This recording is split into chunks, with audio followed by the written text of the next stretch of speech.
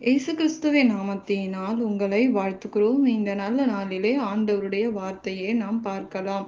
சங்கீதம் 37ஆம் அதிகாரம் 4ஆம் வசனம்.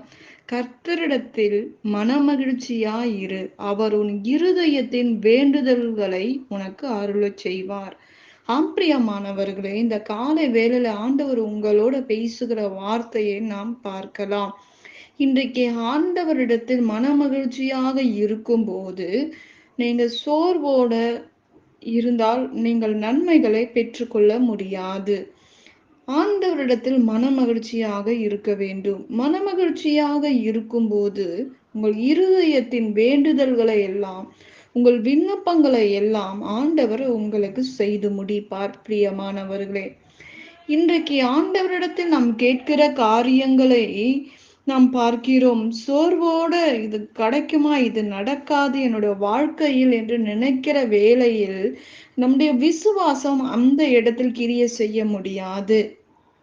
நீ மனமகிழ்ச்சியோட, நீங்க துதியோட நீங்கள் விண்ணப்பத்தை செலுத்தும் போது அந்த விண்ணப்பம் கேட்கப்படுகிறது. உங்கள் இருதயத்தில் இருக்கிற வேண்டுதல்களை, விண்ணப்பங்களை கர்த்தர் நிறைவேற்றுவார் என்று வாக்கு கொடுக்கிறார்.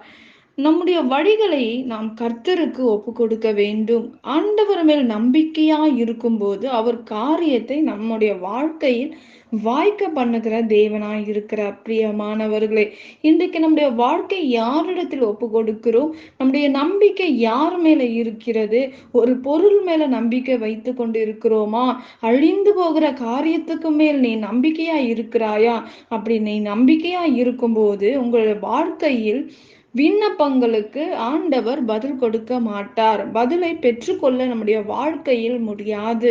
நம்முடைய வாழ்க்கை நீதியாக இருக்க வேண்டும். நீ நீதியாக இருக்கும்போது, உன் வாழ்க்கை நீதியாக இருக்கும்போது வெளிச்சத்தை போலவும் நியாயத்தை பட்ட பகலை போலவும் விளங்க பண்ணுவார் என்று வேதம் சொல்லுகிறது. இன்றைக்கு உங்கள் வாழ்க்கையில் நீதி இருக்கிறதா? நீ நீதியா எண்ணுகிறாயா உன் வாழ்க்கையில்? அப்ப நீதியா இருக்கும்போது ஆண்டவர் நமக்கு உதவி செய்வார்.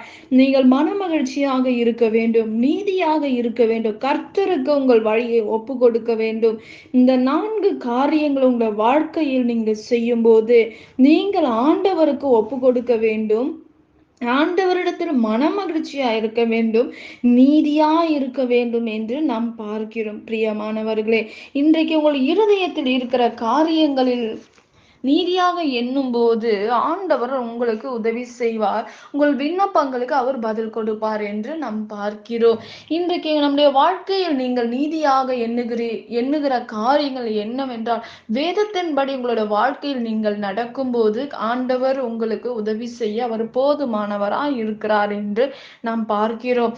உங்கள் சத்துருக்களுக்கு முன்பாக ஆண்டவர் ஒரு பந்தியை ஆயத்தப்படுத்துவார் என்று நாம் பார்க்கிறோம். பிரியமானவர்களே, நீங்கள் ஆண்டவரிடத்தில் கேட்கும் போது ஆண்டவர் எல்லா காரியங்களும் விடுதலையாக்கி உங்களை விடுவிப்பார் என்று வேதம் சொல்லுகிறது.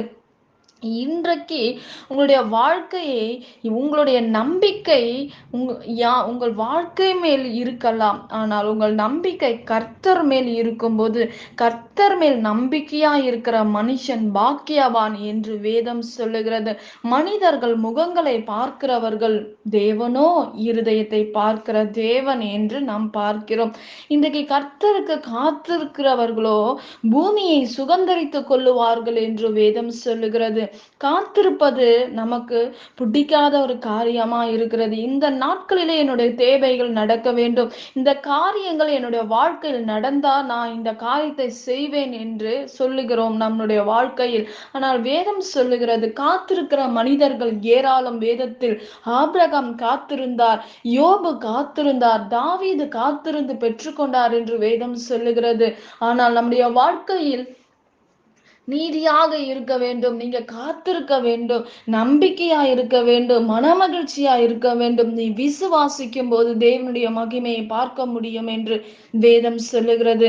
இன்றைக்கு கர்த்தரிடத்தில் நீ மனமகிழ்ச்சியா இரு, அவர் உன் இருதயத்தின் வேண்டுதல்களை உனக்கு அருளை பண்ணுவார் என்று, உனக்கு நிறைவேற்றுவார் என்று வேதம் சொல்லுகிறது.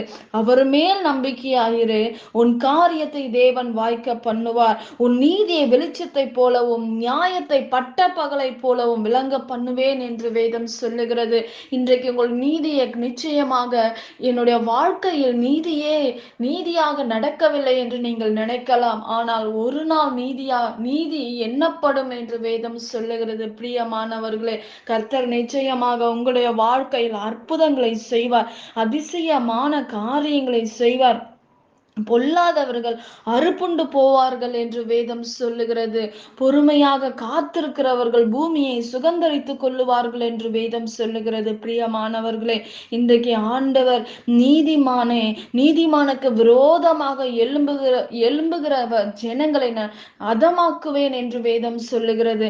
இன்றைக்கு நீதியாக நீ எண்ணும் போது சோர்வு இல்லாதபடி கர்த்தருக்குள் மனமகிழ்ச்சியா இருக்கும்போது நீ கர்த்தரை நம்பி நன்மை செய்யும் போது நீ தேசத்தை குடியிருக்கிற காரியங்களை தரித்து கொள்ளுவார் என்றுமே ஆண்டவர் சொல்லுகிறதை நாம் பார்க்கிறோம். பிரியமானவர்களே, இன்றைக்கு நம்முடைய வாழ்க்கை இன்றைக்கு சோர்வோடு வேதனையோடு இருந்தா நீ நன்மையை பார்க்க முடியாது.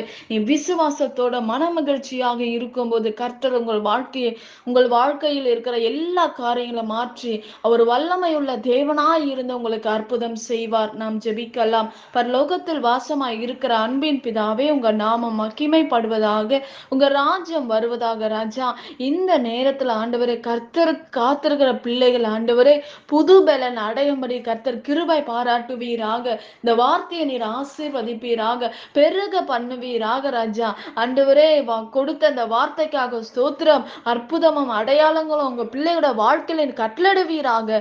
பெரிதான காரியங்களை பிள்ளைகளோட வாழ்க்கையில கட்டளடும்படி நான் செபிக்கிறேன்ப்பா. ஆண்டவரே, உங்களுடைய காரியத்துல மனமகிழ்ச்சியா இருக்க எங்களுக்கு உதவி செய்வீராகப்பா. நன்மைக்கு ஏதுவான காரியங்களை கட்டளடுவீராக. உங்க மேல நம்பிக்கையா இருக்கிற பிள்ளைகளோட வாழ்க்கையில அற்புதங்கள் நடக்கட்டும் ராஜா, அதிசயங்கள் நடக்கட்டும்ப்பா. எல்லா தடைகளை மாற்றுங்க ஆண்டவரே. எல்லா பண தேவைகளை சந்திங்க ஆண்டவரே. பிள்ளைகளை ரத்த கோட்டைகளை மறைப்பீராக. சமாதானத்தை கட்டளிடுவீராக. அதிசயமான காரியங்கள் குடும்பங்களை நடக்கும்படி நான் ஜெபிக்கிறேன். எல்லா பிரிவின் ஆவிகள் கர்த்தாவே கட்டப்பட்டு போவதாக ராஜா. எல்லாவற்றையும் உங்க கரத்துல ஒப்பு கொடுக்கிறேன். உங்க நாமம் மகிமைப்படுவதாக. இயேசுவின் நாமத்தில் வேண்டுகிறோம் எங்கள் ஜீவனுள்ள நல்ல பிதாவே, ஆமேன். கர்த்தர் தாமே உங்களை ஆசீர்வதிப்பாராக. ஆமேன்.